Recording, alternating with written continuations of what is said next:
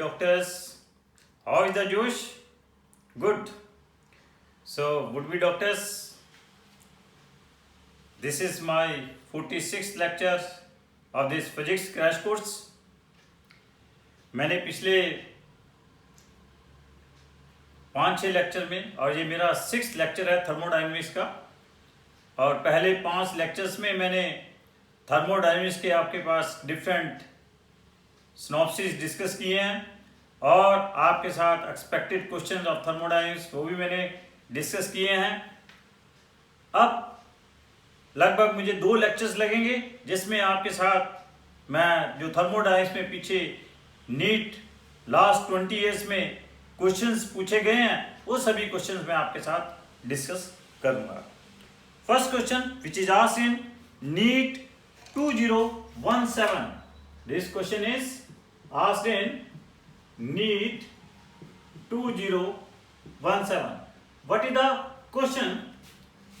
कि graph is given, thermodynamic processes are indicated in the following diagram. आपके पास PV diagram दिया हुआ है. This is the PV diagram for the thermodynamic processes. This is one graph, this is another graph, this is third graph. Sorry, third one is, and this is fourth one is this one. ये 4 graph आपके पास दिए हुए हैं। इसे इसने 1 mark किया हुआ है। In the question it is mark 1, it is mark 2, it is mark 3, it is mark as 4। ये इसकी मार्किंग की हुई है, और इन सभी में आपके पास यहां से अब आपके पास what is it is asked कि मैच द फॉलोइंग। प्रोसेस 1 क्या है?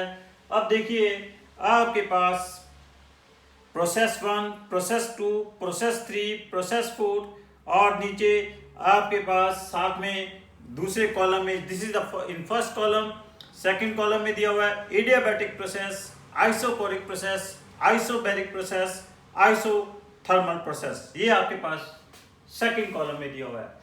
मैंने आपके साथ ये पहले ही डिस्कस कर दिया है कि ये आपके पास कौन सा है, इसमें प्रेशर कांस्टेंट है।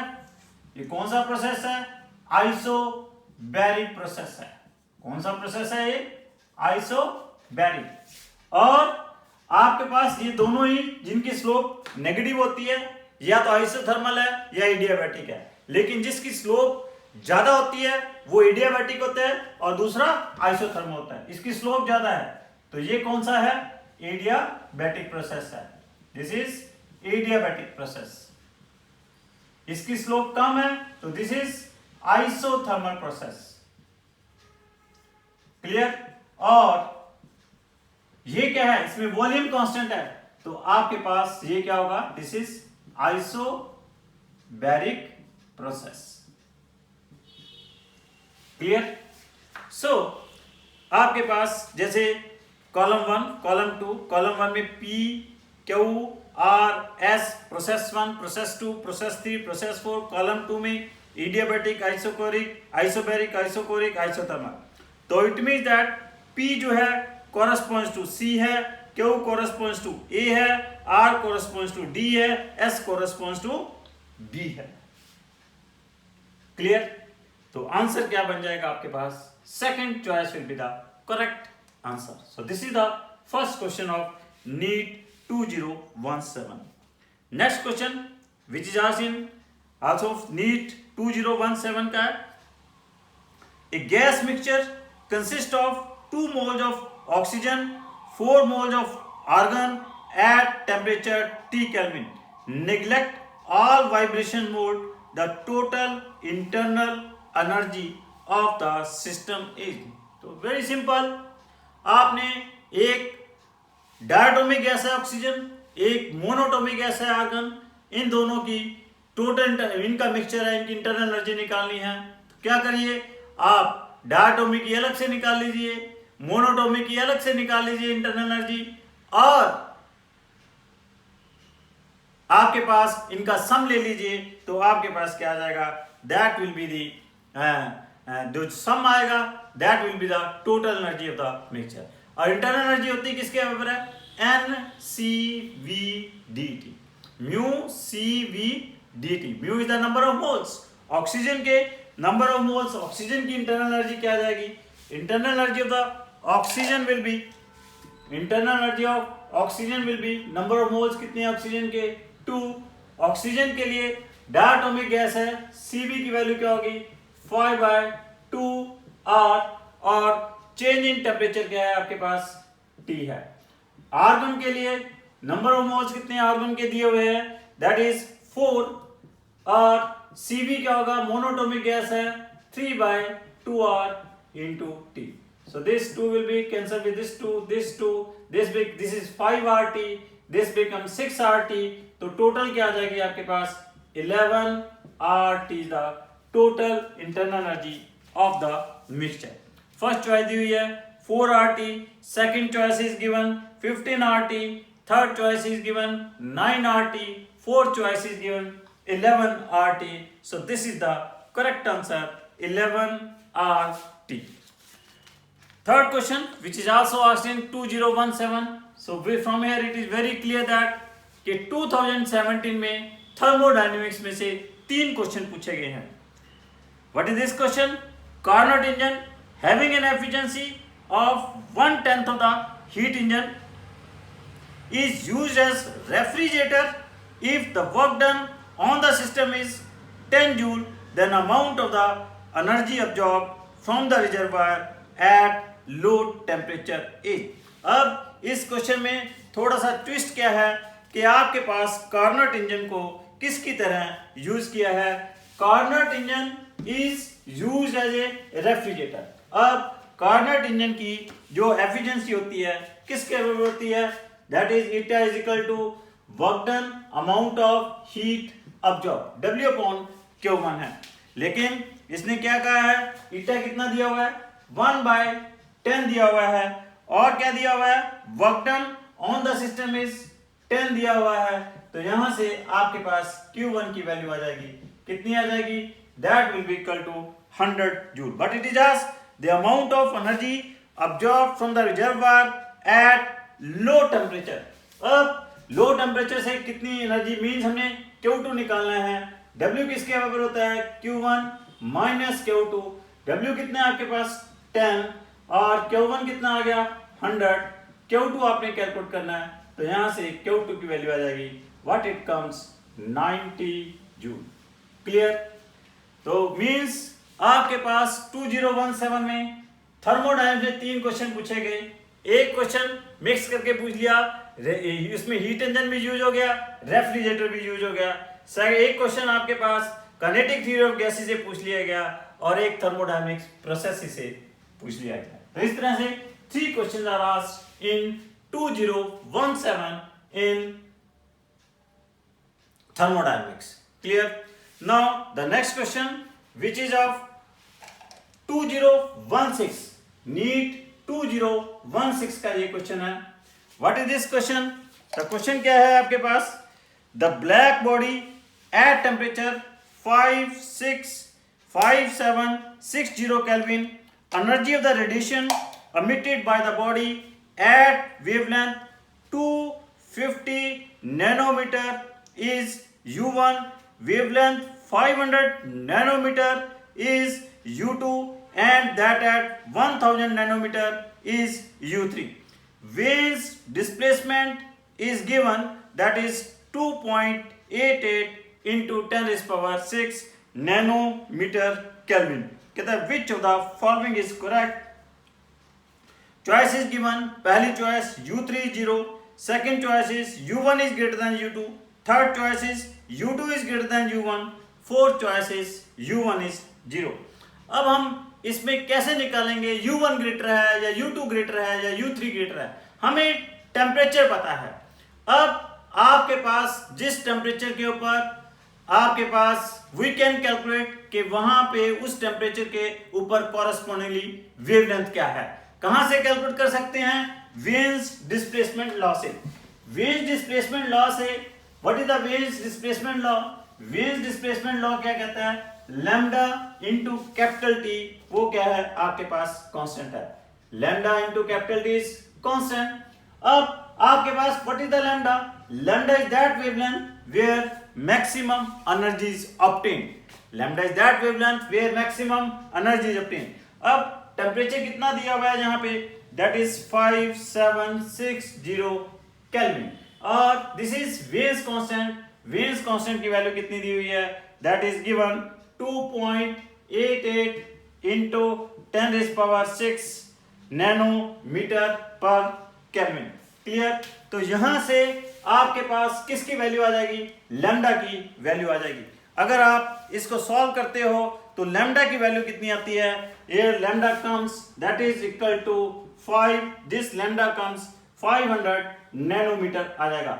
मींस इस वेवलेंथ के ऊपर जो आपके पास एनर्जी होगी मैक्सिमम होगी, इट मींस दैट, और इस वेवलेंथ के ऊपर जो एनर्जी ऑब्टेन्ड है from the question that is given U1, the what is given that is U1, तो it means that 500 the energy that is U2, it means that आपके पास U2 की value क्या होगी, वो मैक्सिमम होगी, वो U1 से क्या होगी, ज्यादा होगी। अब आपके पास that is given in third choice U2 is greater than U1। कैसे पता चला, क्योंकि आपके पास 500 नैनोमीटर के ऊपर जो वेवलेंथ के ऊपर जो एनर्जी ऑब्टेन हो रही है वो मैक्सिमम एनर्जी ऑब्टेन हो रही है। इसे हमने कैसे कैलकुलेट किया, by using Wien's displacement law। Clear? Next question is that is also asked in 2016, जो कि 2016 में पूछा गया है। A gas is compressed isothermally to half its initial value. Same gas is compressed separately through an adiabatic process until its volume is again reduced to half. Then choices are given. Compressing the gas through adiabatic process will require more work will be done. Second, compressing the gas isothermally or adiabatically will require same amount of work. Third choice is given, which of the case whether compression through isothermal through adiabatic process requires more work will depend upon atomicity of the gas. Fourth choice is compressing the gas isothermally requires more work to be done। देखिए ये question में मैं आपके साथ discuss कर चुका हूं। मैंने आपको कहा था कि अगर आपके पास एक गैस है, आप उसको पहले आइसोथर्मली कंप्रेस करते हो, उसको बाद में फिर एडियाबैटिकली कंप्रेस करते हो, तो आपके पास वर्क डन किस में ज्यादा होगा, एडियाबैटिक में ज्यादा होगा। मैंने इसे ग्राफिकली एक्सप्लेन किया था कि आपके पास अगर एडियाबैटिक और आइसोथर्मल प्रोसेस का कंप्रेशन का ग्राफ प्लॉट करते हो तो आपके पास इस तरह के ग्राफ आते हैं। तो मैंने क्या कहा था कि ऊपर वाला ग्राफ इसकी स्लोप ज्यादा है तो इसमें क्या होगा, ये एडियाबैटिक है, और नीचे वाला क्या है वो आपके पास क्या उसकी स्लोप कम है इसलिए आइसोथर्मल है। ऊपर वाले ग्राफ में एरिया ज्यादा है तो वर्क डन ज्यादा होगा, नीचे वाले में एरिया कम है तो वर्क डन कम होगा। अगर यहीं पे कंप्रेशन की जगह एक्सपेंशन होता तो उल्टा हो जाना था। एक्सपेंशन के लिए मैंने ग्राफ ये प्लॉट किए थे और मैंने क्या था, ऊपर वाला क्या है आइसोथर्मल है, नीचे वाला क्या है एडियाबैटिक है, तो इसलिए वर्क डन किस में ज्यादा होगा, आइसोथर्मल में वर्क डन क्या होगा, ज्यादा होगा। Clear?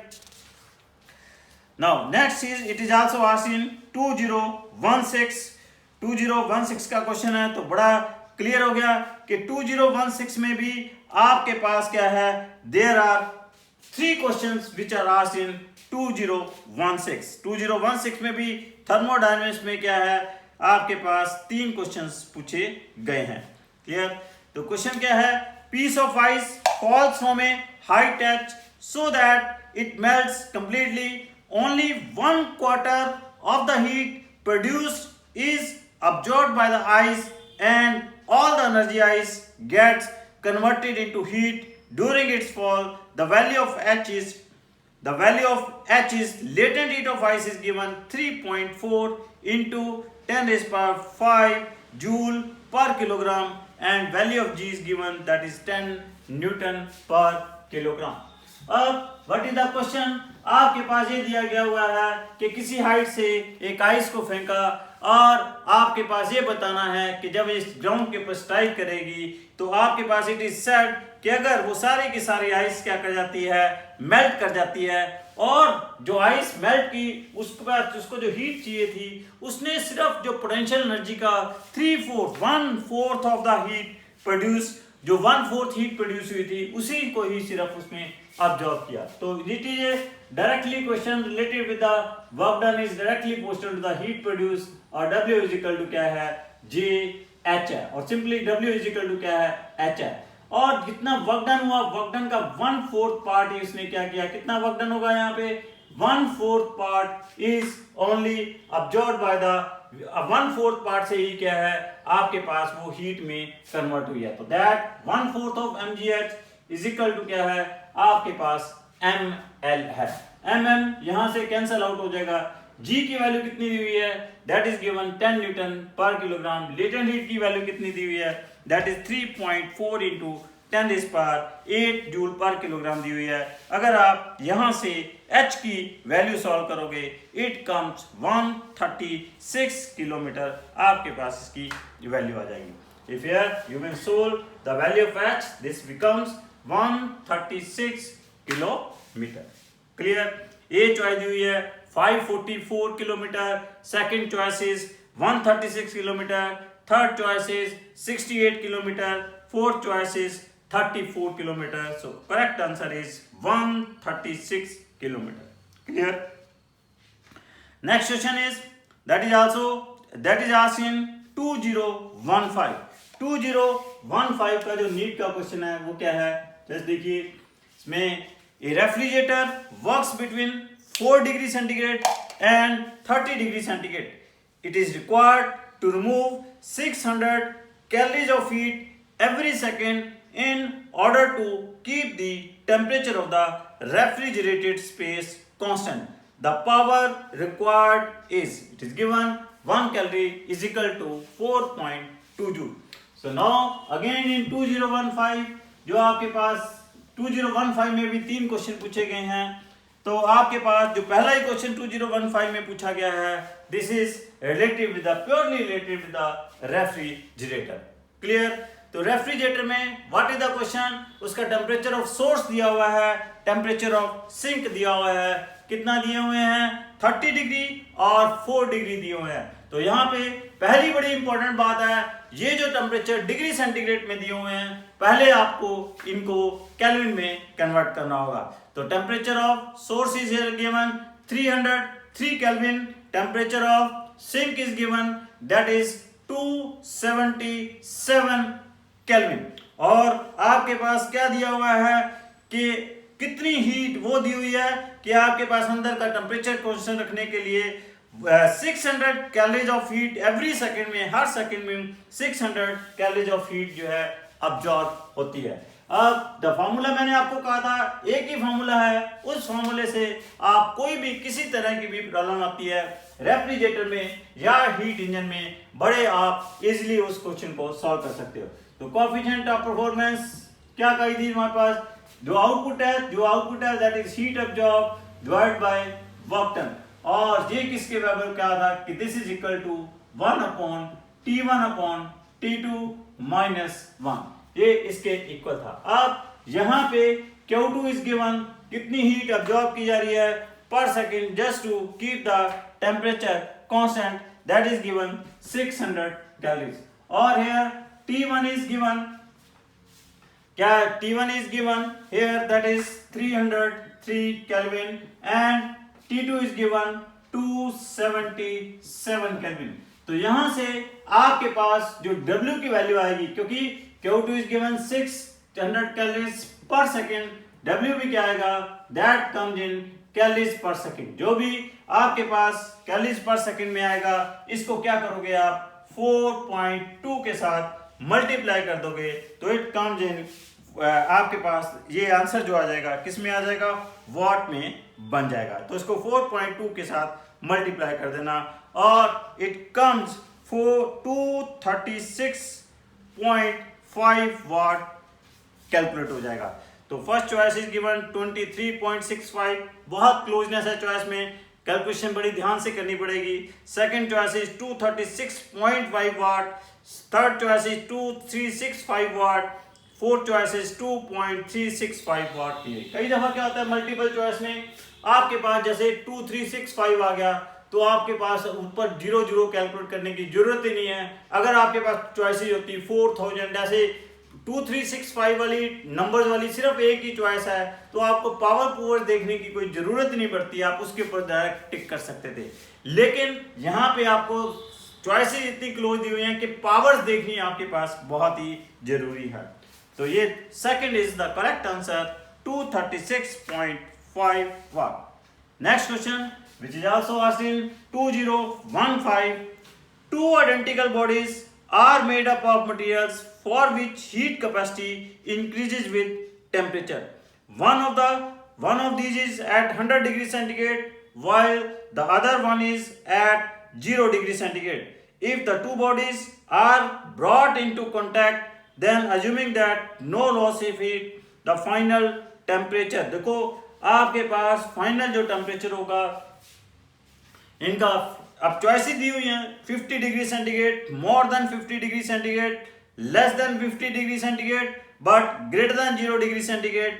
The choice is given 0 degree centigrade. It is very clear कि जब आप इन दोनों बॉडीज को कॉन्टैक्ट में लेकर आओगे, what will happen, heat will be lost by the body which is at 100 degree centigrade and heat is gained by the क्या होगा body which is at 0 degree centigrade. So जब इनको आप मिक्स करोगे तो मिक्सचर का जो फाइनल टेम्परेचर होगा it will be closer to 100 degree centigrade होगा, क्योंकि इन दोनों के मासेस क्या हैं, इक्वल हैं। तो मींस जो फाइनल टेम्परेचर होगा that will be greater than 50 degree centigrade. That is given in second choice. Clear. Third question जो 2015 में पूछा गया है, this question is based upon Newton's law of cooling. जब मैं आपके साथ डिस्कस कर रहा था सिनॉप्सिस, मैंने कहा था कि न्यूटन्स लॉ ऑफ कूलिंग में क्वेश्चन आने की बहुत ज्यादा संभावना होती है। What is this question? A body cools from a temperature 3 to 2T 3T to 2T in 10 minutes. The room temperature is capital T. Assume that Newton's law of cooling is applicable. The temperature of body at the end of next 10 minutes will be. तो would be doctors, मैंने Newton's law of cooling की problem solve करने के लिए आपको एक formula बताया था। क्या फॉर्मूला बताया था कि what is that formula? T1 minus T2 divided by T is equal to K into T1 plus T2 divided by 2 minus T0। ये फॉर्मूला मैंने एक्सप्लेन किया था। अब क्या है, वो क्या कर रहा है कि जब कोई बॉडी क्या है 3T से 2T जाती है, T1 कितना है आपके पास 3T, T2 कितना है आपके पास 2T, टाइम कितना है आपके पास 10 मिनट्स। क्लियर। तो क्या आ जाएगा 3T minus 2T divided by 10 is equal to K into क्या आ जाएगा 5T divided by 2। Temperature of surrounding is given T। अब पूछा कि नेक्स्ट सेकंड में इसका टेम्परेचर क्या बन जाएगा।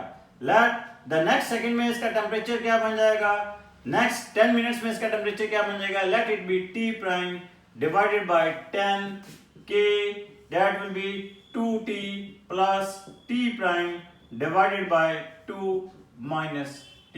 तो इस सारे में आपके पास एक ही वेरिएबल है, वो क्या है T प्राइम है। डिवाइड कर दो तो यहां से आपके पास T प्राइम की जो वैल्यू आ जाएगी दैट कम्स 1.5T आ जाएगी और दैट विल बी 3/2T आ जाएगी। तो चॉइसेस दी हुई हैं 7/4T, second choice is 1.5T, third choice is 4/3 capital T, fourth choice is capital T। तो correct answer is 3/2 capital T, that is given in second choice. Clear. Next question जो है it is asked in 2014 NEET 2014 का question है। What is this question?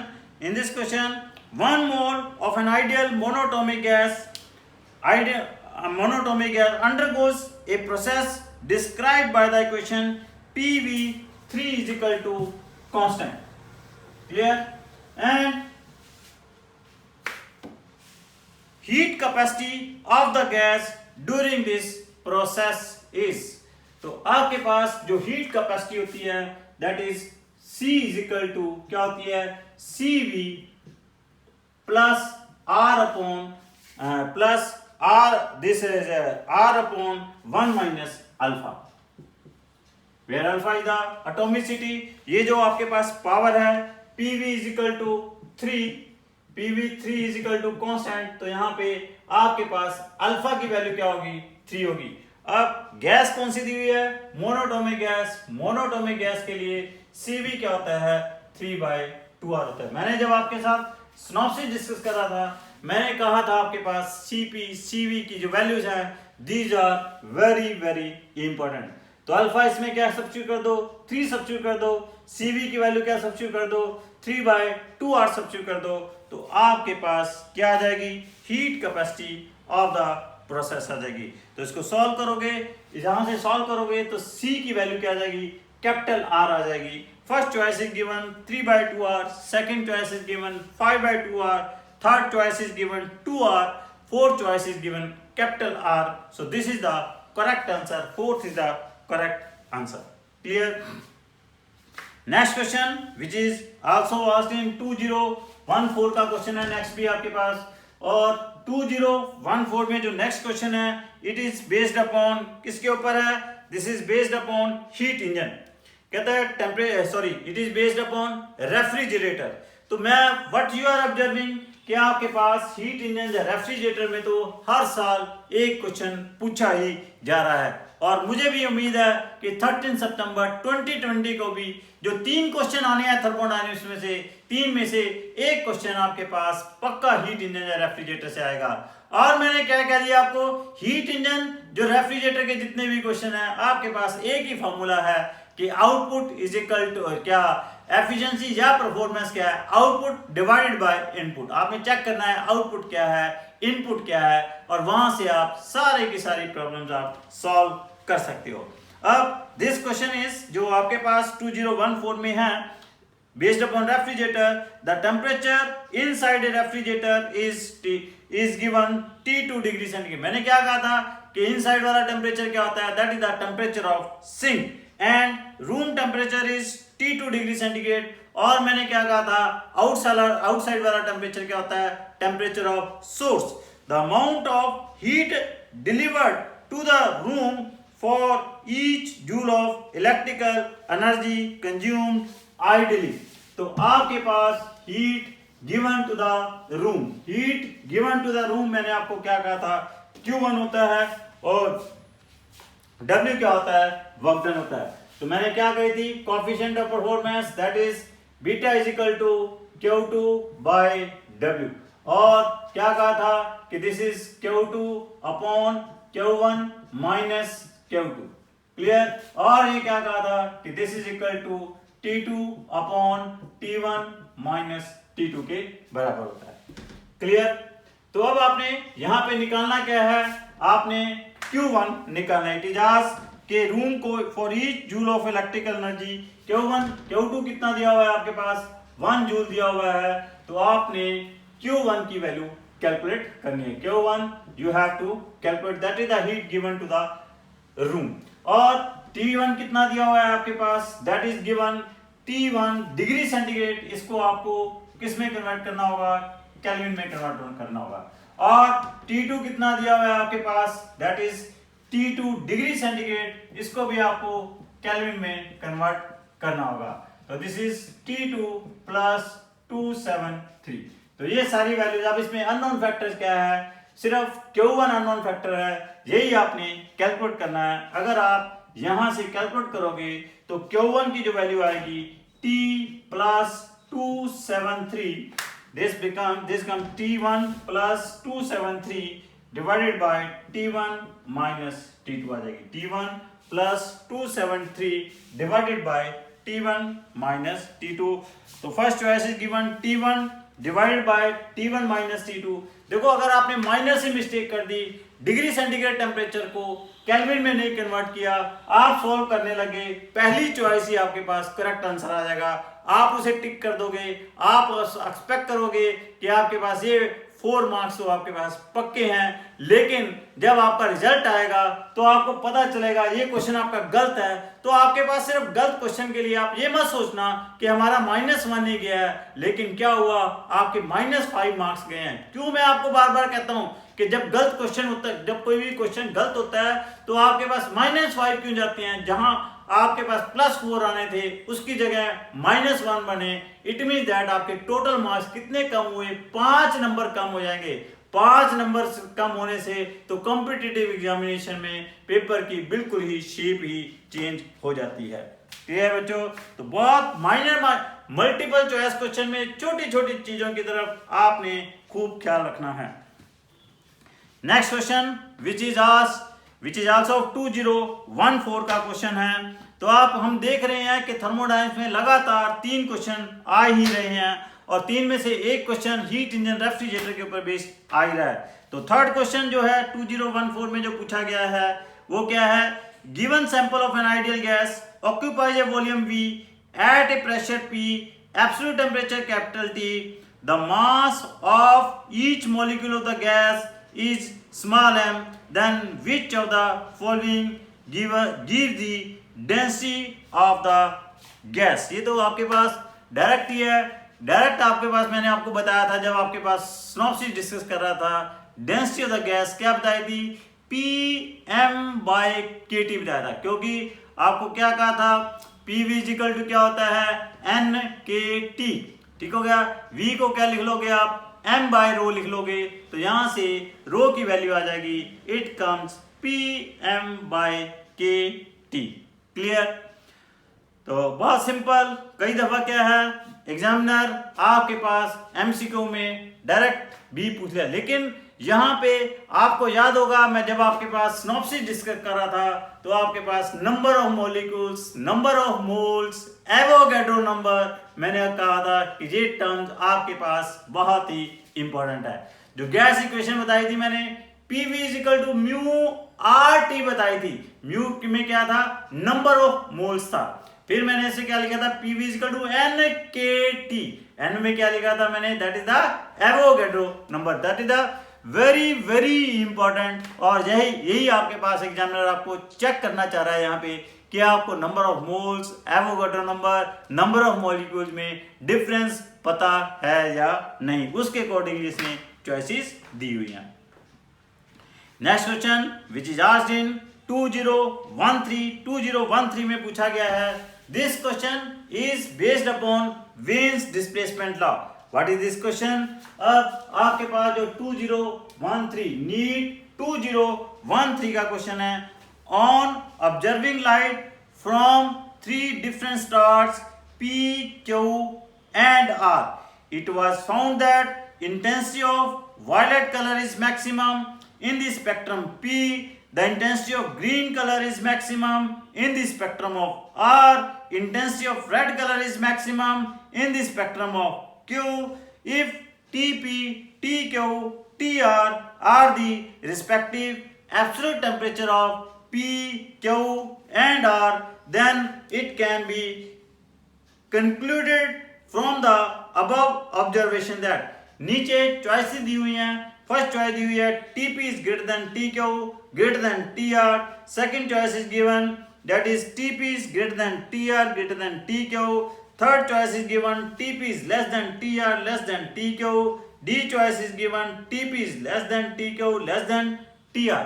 अब आप temperature में कैसे, means कौन सा टेम्परेचर ज्यादा होगा, कौन सा कम होगा, ये कैसे निकालोगे? This is very simple, it can be calculated with the help of Wien's displacement law. According to Wien's displacement law, lambda m into capital T is constant. Lambda m is the wavelength where maximum energy is obtained. So this result implies that capital T is inversely proportional to wavelength. अब wavelength, सबसे ज्यादा wavelength किसकी होती है, red colour की होती है, उससे और सबसे कम वेवलेंथ किसकी होती है, वायलेट की होती है। तो it is very clear from here, आपके पास रेड के लिए जो टेम्परेचर होगा वो क्या होगा, सबसे कम होगा। वायलेट के लिए जो टेम्परेचर होगा वो सबसे ज्यादा होगा। तो आपके पास टीपी सबसे ज्यादा होगा, टी क्यू सबसे कम होगा, तो बीच में क्या होगा, टी आर आपके पास आएगा। तो सेकंड में दिया हुआ है TP is greater than T R greater than T Q, this is the correct answer. तो next question which is also asked in 2013 का क्वेश्चन है, सेकंड क्वेश्चन है। 2013 में भी आपके पास 3 ही क्वेश्चन पूछे गए हैं। पहला क्वेश्चन वेज डिस्प्लेसमेंट लॉ से आ गया। सेकंड क्वेश्चन देखते हैं कहां से है, कहता है two rods, it is second question is based upon flow of heat के ऊपर है, कंडक्शन के ऊपर बेस्ड है। कहता है two ends of a rod metals are maintained at temperature 100 degree centigrade and 110 degree centigrade. The rate of flow of heat in the rod is found to be 4 joule per second. If the ends are maintained at temperature 200 degree centigrade and 210 degree centigrade, then rate of heat flow will be. अब आपके पास एक rod है, एक rod के 2 ends के temperature दिए हुए हैं। कितने कितने टेम्परेचर दिए हुए हैं, 100 और 110 दिए हुए हैं। वो वहां पे क्या कह रहा है, जो हीट फ्लो कर रही है किस रेट के साथ फ्लो कर रही है, 4 जूल पर सेकंड के साथ। तो Q by T is equal to क्या होता है, K A T1 minus T2 divide by x होता है। Q बाई टी क्या दिया हुआ है यहाँ पे 4, इसे K ले लें, इसे A ले लें। T1 is what it is given, that is 110 और T2 is 100 divide by x। अब आपने Q बाई टी निकालना है और K उसी रॉड का वही रहेगा, A वही रहेगा। अब एंड ऑफ द टेम्परेचर क्या दिए हुए हैं, 210 माइनस क्या दिया हुआ है, T2 क्या दिया हुआ है 200। पहले भी डिफरेंस ऑफ टेम्परेचर कितना था, 10 था। अब भी डिफरेंस ऑफ टेम्परेचर कितना है, 10 है। तो rate of flow of heat भी अब कितना रहेगा, वही रहेगा, 4 जूल पर सेकेंड ही रहेगा। टेम्परेचर डिफरेंस सेम है, बाकी सारे फैक्टर सेम है। It mean that rate of flow of heat इस रॉड में जितना पहले था वही रहेगा। Clear. Third question which is again asked in 2013। This question is based upon thermodynamic process. कहता है what is the question, figure below shows the two paths that may be taken by a gas to go from A to state C। A से C की तरफ वो जा रहा है। आपके पास एक पीवी डायग्राम दिया हुआ है। What is this PV diagram, इसमें यहाँ पे प्रेशर की भी वैल्यू दी हुई है और वॉल्यूम्स की भी हर वैल्यू दी हुई है। ये आपके पास एक प्रोसेस है, दिस इज ABC प्रोसेस है। ये कौन सा प्रोसेस है, ABC। पहले ये A to B to C जाता है, फिर दूसरे में क्या है, वो डायरेक्टली A to C जा रहा है। क्लियर। और इट इज आस्क्ड कि जब इन द प्रोसेस AB, यहाँ पे हमने 400 जूल हीट ऐड की है और B to C में इट इज सेट कि आपके पास 100 joule of heat is added. BC में 100 जूल ऑफ हीट क्या की है, ऐड की है। Heat absorb by the process in the process, कहता है A to C में कितनी हीट अब्जॉर्ब होगी, क्यों A to C में कैलकुलेट करना है। तो what we will do it, how it is attempted. आपके पास हम इसे C to A की निकाल लेते हैं। अगर ये ABCA प्रोसेस हो, क्या हो, ABCA प्रोसेस हो, ABCA प्रोसेस में आपके पास डेल्टा U क्या है, 0 है। ठीक हो गया। ABC प्रोसेस में टोटल हीट एडिड क्या आएगी, 400 प्लस 100 प्लस क्या आएगा, Q आएगी। That is the total heat changes from ABC। ये Q जो है that is the heat given from C to A। और अब ABC प्रोसेस में डेल्टा W क्या होगा, इस ट्रायंगल का हम क्या कर लें, एरिया कैलकुलेट कर लें।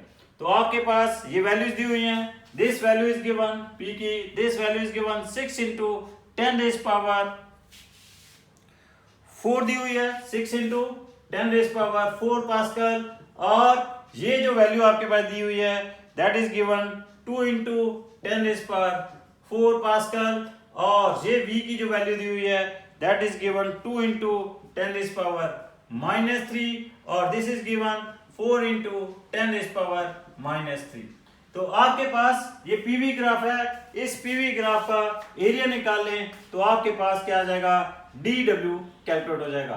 तो DW कितना आ जाएगा, हाफ लेंथ कितनी है इसकी, दैट इज AB कितना है आपके पास, that is 4 into 10⁻⁴ multiply by breadth, वो क्या है BC कितना है 2 इंटू 10⁻⁻3। क्लियर। तो ये आपके पास DW आ गया। DW अब ये पॉजिटिव है या नेगेटिव है, क्योंकि आपके पास क्लॉकवाइज प्रोसेस है तो DW पॉजिटिव है, DQ इज आल्सो पॉजिटिव, तो D जो आपके पास 0 है तो DW आ गया, DQ ये दिया हुआ है तो यहां से आपके पास Q की वैल्यू आ जाएगी। Q का जो भी साइन आएगा उससे आपने उल्टा कर देना है। वैसे आपके पास इसने पहले इसने पूछ लिया ऑब्जर्व्ड है या कुछ है, वो that is given in the question, तो आपको साइन की बारे में वरी करने की जरूरत नहीं है। तो यहां से आप क्यों सॉल्व करते हो, इट कम्स -460 जूल आ जाता है। -460 जूल मींस कि that is the amount of heat absorb. A choice is given 380, B choice is given 500 joule, third choice is given 460 joule and fourth choice is given 300 joule. So correct answer is that is our 460 joule is our correct answer. Clear? Next question is that which is also asked in 20 आपके पास 2013 का आपके पास sorry this is the question of 2012 का question है। पहला ही question 2012 का जो question है दिस इज आस्क्ड इन आपके पास this is asked in from the topic of Carnot engine. तो इट इज वेरी क्लियर कि आपके पास हीट इंजन और रेफ्रिजरेटर में से हर साल एक क्वेश्चन आ रहा है। कहता है Carnot engine having the efficiency 1/10 as heat engine is used as a refrigerator. अब एक क्वेश्चन पहले भी ऐसा आ चुका है कि जिस हीट इंजन को एज ए रेफ्रिजरेटर यूज किया था। तो if the work done on the system is 10 joule then amount of heat energy absorb from the reservoir at lower temperature is. तो डायरेक्ट आप फॉर्मूला यूज कर लोगे। ईटा क्या दिया हुआ है 1/10। ईटा किसके बराबर है, हीट इंजन में ईटा किसके बराबर होता है, that is equal to W/Q1। किसके बराबर होता है, W/Q1। W कितना दिया हुआ है 10 जूल दिया हुआ है, तो आपके पास W is given that is 10 joule और वो क्या दिया हुआ है दैट इज 1, तो आपके पास Q1 कितना आ जाएगा। बिल्कुल सेम क्वेश्चन है आपके पास, ये क्वेश्चन रिपीट हो गया है। This question was asked in 2017। देखो मैंने आपको कहा था कि क्वेश्चन की रेपिटेशन हो जाती है। अब 2015 का क्वेश्चन 2017 में रिपीट हो गया था। तो इस तरह से पिछले सालों के क्वेश्चन जो है करने बहुत ही इंपॉर्टेंट है। क्लियर। तो सेम क्वेश्चन है आपके पास, इसको मैं डिस्कस नहीं कर रहा। नेक्स्ट क्वेश्चन इज आल्सो 2013 का क्वेश्चन है। कहता है 1 mole of an ideal diatomic gas undergoes a transition from A to B along a path AB as shown in diagram। फिर आपके पास ये AB एक डायग्राम दी, PV ग्राफ दिया हुआ है। PV ग्राफ किस तरह का दिया हुआ है, इस तरह से आप PV ग्राफ दिया हुआ है और ये वैल्यूज आपके पास दी हुई हैं। This is given 5 pascal, this value is given 2 pascal. ये आपके पास वैल्यूज दी हुई हैं, this is of 2 pascal, this is AB process है आपके पास। क्लियर। और यहाँ पे और क्या दिया हुआ है आपके पास, what it is given A point के कॉरेस्पॉन्डिंग कितना वॉल्यूम है, दिस इज गिवन कितना दिया हुआ है ए पॉइंट के कॉरेस्पॉन्डिंग वॉल्यूम, ये आपके पास 2 है। ए पॉइंट के corresponding volume is given that is 4, B point के corresponding volume is given 6, volume is in metre cube and pressure is in kilo pascal में प्रेशर दिया हुआ है। It is a change in internal energy of the gas during the transition from A to B। A to B transition में change in internal energy क्या होगी, तो यहाँ पे इंटरनल एनर्जी क्या होगी, सपोज करो म्यू CVdT है और यहाँ पे क्या होगी म्यू CVdT प्राइम है। तो आप क्या करिए आपके पास यहाँ पे म्यू सी वी T1 ले लीजिए, यहाँ पे म्यू सी वी T2 ले लीजिए। क्लियर? तो आप चेंज इन इंटरनल एनर्जी क्या आ जाएगी, mu C V T1 minus T2 आ जाएगी। मोनोटोमिक गैस है, म्यू कितना है 1 है। डायटोमिक गैस दी हुई है, सीवी की वैल्यू क्या ले लोगे 5/2 और ले लोगे। अब T1 और T2 कैसे निकालोगे, T1 और T2 ए पॉइंट बी, ए और बी पे कैसे निकालोगे, it will be calculated with the help of gas equation PV is equal to mu R T. A point के ऊपर P कितना है 5, V कितना है 4, R को R ही ले लेना, T1 हमने कैलकुलेट करना है, म्यू 1 है। इसी तरह T2 कैसे निकालोगे, PV is equal to mu R two, mu R T2, और B पॉइंट के लिए P कितना है 2, V कितना है 6, R को R ही रख लेना, म्यू 1 है, तो यहां से T2 की वैल्यू कैलकुलेट हो जाएगी। T1 और T2 कैलकुलेट हो जाएंगे, दोनों को आप सबट्रैक्ट कर देना, चेंज इन इंटरनल एनर्जी आ जाएगी, इट कम्स -20 किलो जूल आ जाएगी। That is given in second choice. तो एक और क्वेश्चन पूछा गया है 2013 में, ये डायरेक्ट क्वेश्चन है। क्या क्वेश्चन है, the ratio of specific heat of gas is Cp/Cv is gamma in terms of degree of freedom n is given as. First choice दी हुई है 1 + 1/2n, 1 + n/3, 1 + 2 third choice is 1 + 2/f, fourth choice is 1 + n/2। तो याद होगा मैंने आपको gamma और degree of freedom में रिलेशन डायरेक्ट बताया था, क्या होता है, gamma is equal to 1 + 2/f होता है। So thank you very much would be doctors. जैसा आपको पता है ये सारी की सारी मेरी क्लासेस इस राष्ट्र को समर्पित है, इस राष्ट्र के कोरोना वॉरियर्स को समर्पित है, PM केयर फंड को समर्पित है। वुड बी डॉक्टर्स, आपने स्वस्थ रहना है, सुरक्षित रहना है, जागरूक रहना है, जागृत रहना है, कोरोना को हराना है, इंडिया को जिताना है। तो इसके लिए हम शांति पाठ भी करेंगे।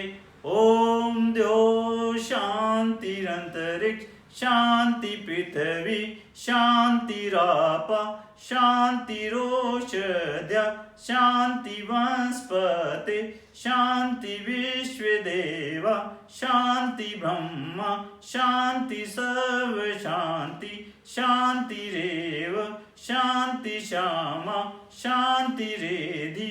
ओम शांति शांति।